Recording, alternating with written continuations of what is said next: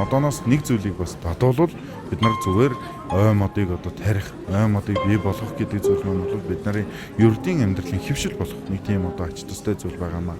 Тэр маань юу юм бэ гэхээр ерөнхий өнгөрч байгаа хийгээд одоо төрж байгаа хүүхдүүд тэр бүгдийн одоо төрсөн болон одоо өнгөрсөн тэр одоо буйныхан одоо үйл болгоод гэр бүл болгоноор мод тариад ах юм бол тэрний хэмжээгээр одоо буян төрөний хэлсэнчлэн цалшгүй ихээр одоо хураагдах тийм байгаа. Нөгөөтэйгээр одоо жишээ нь өнгөрсөн үн дээр аваад үзэхэд тийнд бол зүгээр нэг чулууны тийм хээр тал газар ерөнхийдөө очдог нэг. Гэхдээ одоо бид нар энийг бол жоохон зөв болгоод өөрчлөл бас зөвөр юм лөө гэж хөөгний хадлаас боддог. Тэр маань юу юм бэ гэхээр бид нар тэр өнгөрсөн хүн болгоны хойноос мод тариад тэр хүн модоо бид нар өөрсдөө одоо арчлаад ургуулад цэцгэлүүлээд тэгээд дараа нь бид нар бас тэр хүнийхэн газар очиход бас тэр модон сайхан урагчсан байвал их сайхан байх байхаа гэж.